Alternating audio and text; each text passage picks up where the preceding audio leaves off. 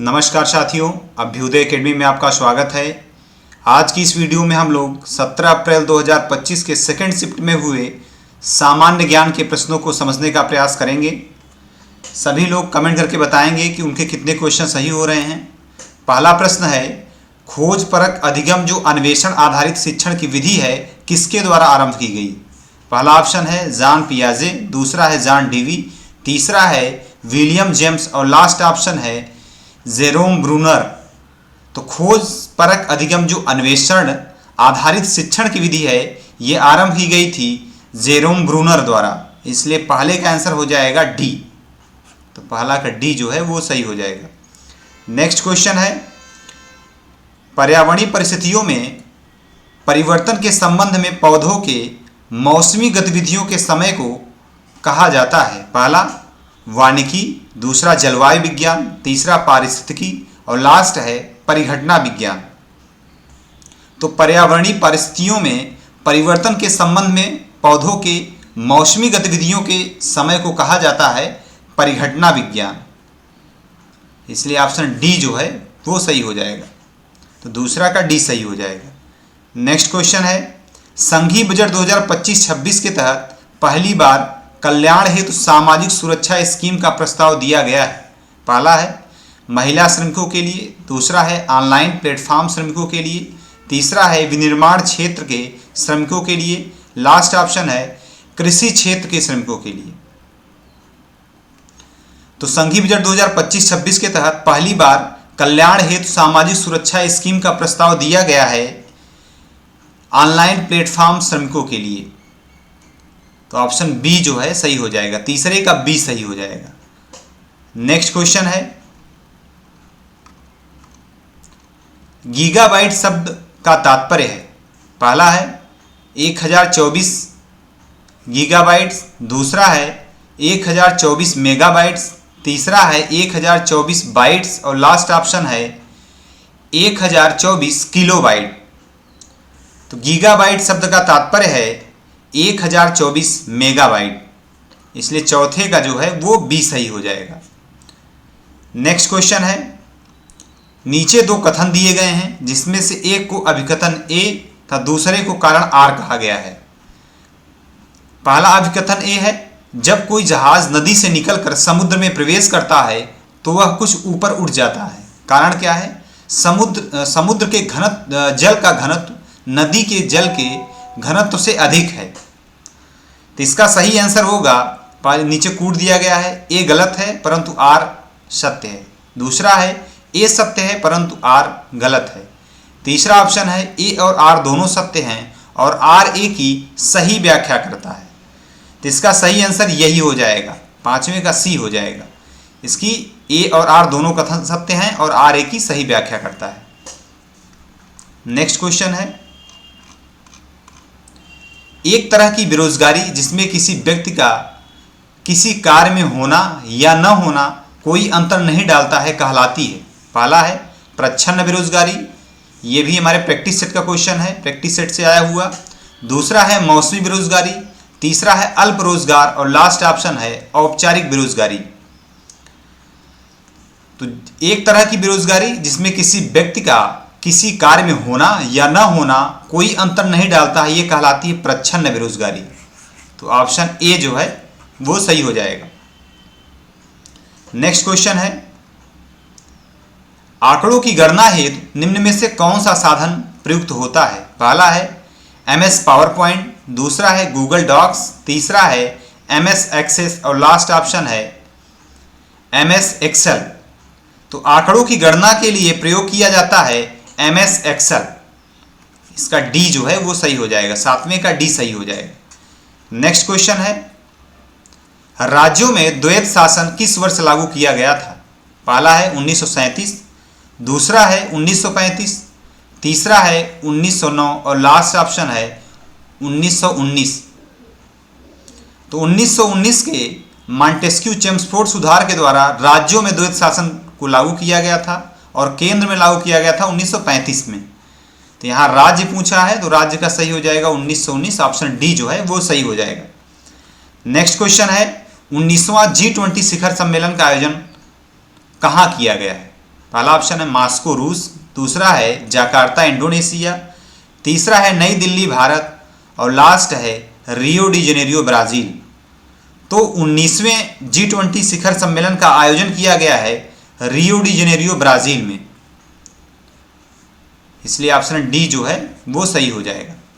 Next question है, निम्न में से कौन सा इनपुट डिवाइस है? काफ़ी इजी क्वेश्चन है, ये पूछा गया है। ये क्वेश्चन भी मैंने करंट अफेयर वाली क्लास में कराया था, ये भी प्रैक्टिस सेट से पूछा गया क्वेश्चन है। नेक्स्ट है, ये भी क्वेश्चन प्रैक्टिस सेट से आया हुआ है। निम्न में से कौन सा इनपुट डिवाइस है? पहला है ब्रेल रीडर, दूसरा है प्रोजेक्टर, तीसरा है बारकोड रीडर और लास्ट है मॉनिटर। तो इनमें से जो इनपुट डिवाइस है वो है बारकोड रीडर, तो सी जो है वो सही हो जाएगा। नेक्स्ट क्वेश्चन है, स्वच्छ भारत अभियान की शुरुआत कब की गई? ये करंट अफेयर का क्वेश्चन है, करंट अफेयर का जो मैंने प्रैक्टिस सेट कराया था उससे पूछा गया है। स्वच्छ भारत अभियान की शुरुआत कब की गई? पहला ऑप्शन है 28 अगस्त 2014, दूसरा है 22 जनवरी 2025, 22 जनवरी 2015, तीसरा है 2 अक्टूबर 2014 था, लास्ट है 21 अगस्त 2014। तो स्वच्छ भारत अभियान की शुरुआत की गई थी महात्मा गांधी के जन्म दिवस पर 2 अक्टूबर 2014 को, तो इसका सी ऑप्शन जो है वो सही हो जाएगा। नेक्स्ट क्वेश्चन है, निम्नलिखित ग्रहों को उनके कक्षीय अवधि के आधार पर घटते क्रम में व्यवस्थित कीजिए। पहला है शनि, दूसरा है मंगल, तीसरा है बृहस्पति था, लास्ट है यूरेनस। नीचे कूट दिए गए, इनमें से आपको सही आंसर का चयन करना है, इनको घटते के क्रम में व्यवस्थित करना है, कक्षीय अवधि के आधार पर घटते क्रम में व्यवस्थित करना है। तो इसमें से सबसे पहले हो जाएगा यूरेनस, यूरेनस पहला हो जाएगा, फिर शनि होगा, शनि दूसरा हो जाएगा, फिर बृहस्पति होगा, उसके बाद होगा मंगल। तो इसका सही आंसर हो जाएगा 3, 2, 1 और 4, नहीं 4, 1, 3 और 2, डी ऑप्शन जो है वो सही हो जाएगा। तो 12 का डी सही हो जाएगा। नेक्स्ट क्वेश्चन है, कोविड महामारी 2020-21 के दौरान सबसे बुरी तरह प्रभावित क्षेत्रों का क्रम भारतीय अर्थव्यवस्था के संदर्भ में चयनित कीजिए। पहला है उद्योग, सेवा और कृषि, दूसरा है सेवा, उद्योग और कृषि, तीसरा है कृषि, सेवा और उद्योग था, लास्ट है सेवा, कृषि और उद्योग। तो कोविड महामारी 2020-21 के दौरान सबसे बुरी तरह प्रभावित क्षेत्रों का जो क्रम है भारतीय अर्थव्यवस्था के संदर्भ में, वो है सबसे ज़्यादा प्रभावित हुआ था सर्विस सेक्टर, फिर उद्योग, फिर कृषि। तो बी ऑप्शन जो है वो सही हो जाएगा, 13 का बी सही हो जाएगा। नेक्स्ट क्वेश्चन है, निम्नलिखित में से कौन सा एक मानव प्रतिभागियों को शामिल करने वाले शोध का प्राथमिक नैतिक विचार है? पहला है प्रतिभागियों की गोपनीयता बनाए रखना, दूसरा उन्नत शोध पद्धतियों का प्रयोग करना, तीसरा है सांख्यिकी महत्व सुनिश्चित करना, लास्ट है विशाल प्रतिदर्श आकार प्राप्त करना। इसमें से जो मानव प्रतिभागियों को शामिल करने वाले शोध का प्राथमिक नैतिक विचार है वो है प्रतिभागियों की गोपनीयता बनाए रखना, इसलिए 14 का जो है ए सही हो जाएगा। नेक्स्ट क्वेश्चन है, निम्नलिखित वायुमंडलीय गैसों को उनके आयतन प्रतिशत के घटते क्रम में व्यवस्थित कीजिए। पहला है कार्बन डाइऑक्साइड, दूसरा है नाइट्रोजन, तीसरा है ऑक्सीजन था, लास्ट है आर्गन। नीचे कूट दिए गए हैं, इसमें से आपको सही आंसर का चयन करना है। इसका सही घटता क्रम होगा, सबसे पहले होगा नाइट्रोजन, नाइट्रोजन जो है वो पहला होगा, उसके बाद होगा ऑक्सीजन, फिर होगा आर्गन और लास्ट में होगा कार्बन डाइऑक्साइड। इसमें सही आंसर हो जाएगा ऑप्शन बी, दूसरा, तीसरा, चौथा और पहला। नेक्स्ट क्वेश्चन है, 2024 में भारतीय प्रतिभूति एवं विनिमय बोर्ड सेबी का अध्यक्ष किसे नियुक्त किया गया था? पहला ऑप्शन है डी.आर. मेहता, दूसरा है यूके सिन्हा, तीसरा है अजय त्यागी और लास्ट ऑप्शन है माधवीपुरी बुच। तो 2024 में भारतीय प्रतिभूति एवं विनिमय बोर्ड सेबी का अध्यक्ष चुना गया है माधवीपुरी बुच को। तो माधवीपुरी बुच जो है वो 2024 में भारतीय प्रतिभूति एवं विनिमय बोर्ड की अध्यक्ष हैं, इसलिए ऑप्शन डी जो है वो सही हो जाएगा। नेक्स्ट क्वेश्चन है, किस संविधान संशोधन द्वारा सहकारी समितियों को संवैधानिक दर्जा प्रदान किया गया? पहला है 101वां संविधान संशोधन, दूसरा है 99वां संविधान संशोधन, तीसरा है 96वां संविधान संशोधन और लास्ट है 97वां संविधान संशोधन। तो जो भारतीय संविधान में सहकारी समितियों को शामिल किया गया है वो किया गया है 97वें संविधान संशोधन द्वारा, इसलिए ऑप्शन डी जो है वो सही हो जाएगा। नेक्स्ट क्वेश्चन है, दशमलव संख्या 10 का बाइनरी प्रतिनिधित्व क्या है? पहला ऑप्शन है 1100, दूसरा है 1010, तीसरा है 0110 तथा लास्ट ऑप्शन है 1001। तो 10 का जो दशमलव संख्या 10 का जो बाइनरी प्रतिनिधित्व है वो है 1010। तो 18वें का आंसर सही हो जाएगा बी। नेक्स्ट क्वेश्चन है, मेगास्थनीज किसके दरबार में राजदूत के रूप में आया था? पहला ऑप्शन है बृहदरथ, दूसरा है चंद्रगुप्त मौर्य, तीसरा है बिंदुसार था, लास्ट ऑप्शन है अशोक। तो मेगास्थनीज जो है वो दरबार में आया था चंद्रगुप्त मौर्य के, इसलिए ऑप्शन बी जो है वो सही हो जाएगा। नेक्स्ट क्वेश्चन है, किस शहर में पैरा एशियाई खेल 2023 आयोजित किए गए थे?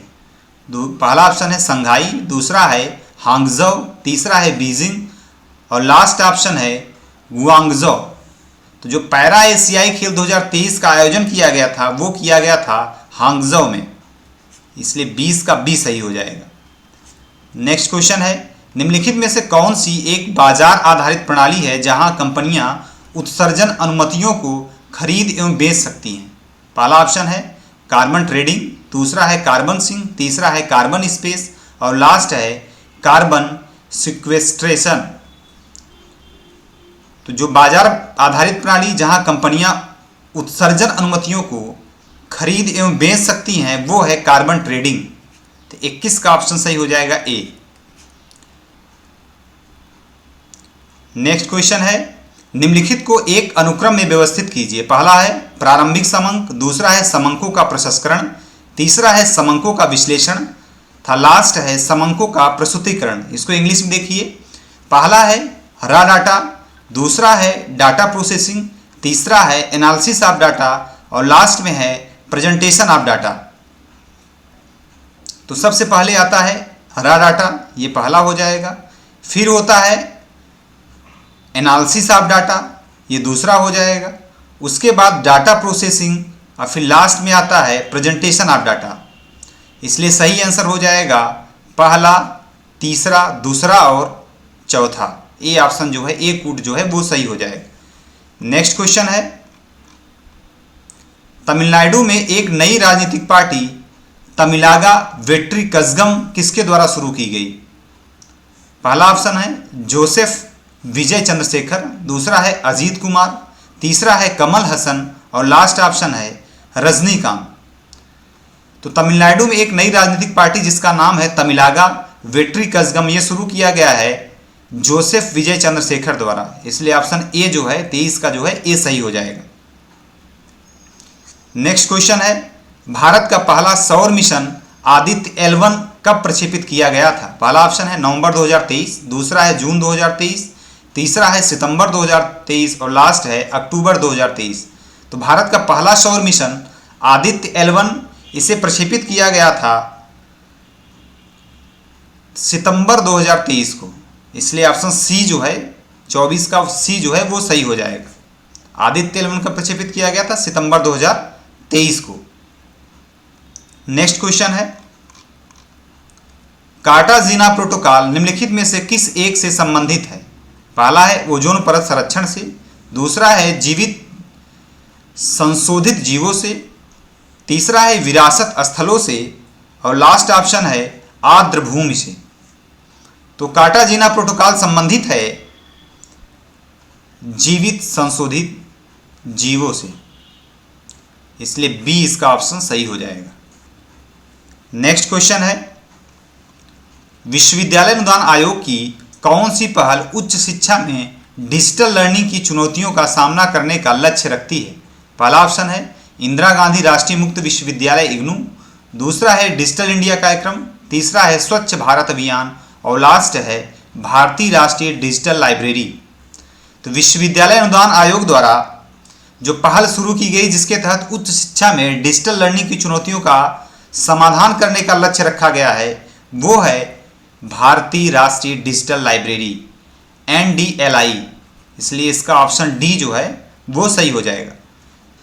नेक्स्ट क्वेश्चन है निम्नलिखित में से कौन सा एक विषय समवर्ती सूची का नहीं है? पहला ऑप्शन है लोक स्वास्थ्य, दूसरा है बाट और माप, तीसरा है शिक्षा और लास्ट है न्याय प्रशासन। इसमें से समवर्ती सूची का विषय नहीं है न्याय प्रशासन, बाकी लोक स्वास्थ्य, शिक्षा और बाट माप को 42वें संविधान संशोधन 1976 द्वारा समवर्ती सूची में जोड़ा गया था। तो 87वें क्वेश्चन का आंसर हो जाएगा डी। नेक्स्ट क्वेश्चन है किस तिथि को अखिल भारतीय कांग्रेस समिति की बैठक में गांधी जी ने कांग्रेसियों से भारत के विभाजन को स्वीकार करने को कहा था? पहला ऑप्शन है 3 जून 1947, दूसरा है 4 जून 1947, तीसरा है 14 जून 1947 था, लास्ट है 12 जून 1947।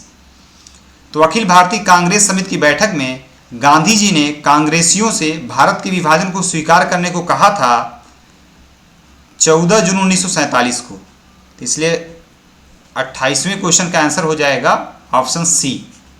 क्वेश्चन है समाजमिति परीक्षण का प्रयोग सर्वप्रथम किसने किया था? पहला ऑप्शन है AM एडवर्ड्स, दूसरा ऑप्शन है JL मोरेनो, तीसरा है JN डेविस था, लास्ट ऑप्शन है AJ रेइस। तो समाजमिति परीक्षण का प्रयोग सर्वप्रथम किया था JL मोरेनो ने, इसलिए ऑप्शन बी जो है वो सही हो जाएगा। लास्ट क्वेश्चन है भारतीय संविधान के किस अनुच्छेद के तहत शिक्षा के अधिकार को मौलिक अधिकार के रूप में गारंटी दी गई है? पहला ऑप्शन है अनुच्छेद 32, दूसरा है अनुच्छेद 19, तीसरा है अनुच्छेद 21 से था, लास्ट है अनुच्छेद 45। तो भारतीय संविधान के अनुच्छेद 21A के तहत शिक्षा के अधिकार को मौलिक अधिकार के रूप में गारंटी दी गई है।